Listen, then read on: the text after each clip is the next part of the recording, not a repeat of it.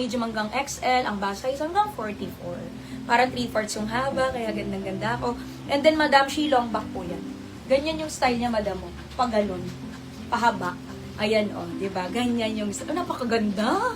Babay dito, mga Madam, she kay Bubbles. Parang gusto ko rin ito. Ganda. Bubbles White. Pamain dito kay Bubbles White. 450. At ito naman po, mga Madam Shea, pwede nyo naka-open, pwede naka-close, kagaya po nung white. Pamay dito, mga Madam Shea, Bubbles Powder Blue. Mine, Bubbles, baboy. Baboy, di ba? O sige, ano na lang to, boho. Boho na lang tayo dito. 450 din po ito, mga Madam ko, ha? Pamay dito, mga Madam Shea, isa lang naman po yung pattern. Iba lang po yung print. Ganda. Pamay dito, mga Madam Shea, kay Boho White and Boho Black. Dalawang kulay lang yan. Boho Black, Boho White. Okay, 450 pesos. Ay, yung ganda.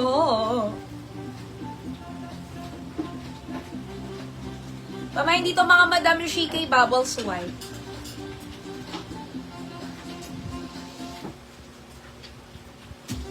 Ayan. Ayan, Boho Black. 450. Medium hanggang XL, medium hanggang XL. 3 bar ang tela. Nako, samahan niyo ako sa 3 oras na ito, mga Madam. Susulitin ko ang oras ninyo, mga Madam. Na-excite ako ngayong hapon to. Gaganda ng mga effects natin. Ito, mga Madam, si Boho White. Ang ganda nito mga white, no? Ay, ang ganda. Pumain dito kay Boho White. Medium hanggang XL. Siyang tignan. Kasi meron kaming ganito, di ba, na knitted na ang code ko yung aura natin. Kasi mas makaganda ng aura. Pero ito yung version niya, mga Madam Shea, na bago. Ayan. Knitted, full knitted talaga siya. Hindi siya see-through kasi di ba parang yung aura natin see-through.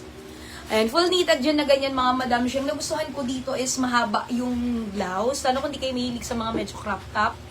Tsaka ito, mga Madam Shea, sigurado kahit 3XL pa yan. Yes! Maganda to, mga Madam Shea, kahit po sa small hanggang 2XL or 3XL pa yan.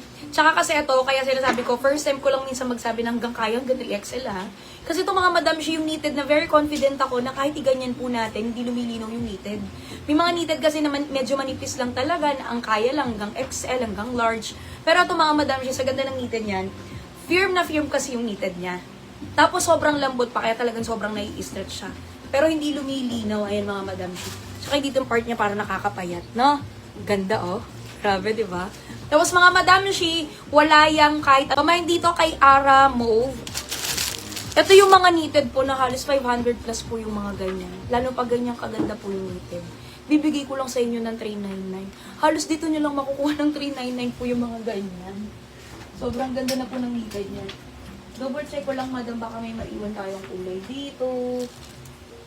Galing ko kasi minsan, kung ano yung nakasampay. Ay, ang ganda ng yellow. Try ko to.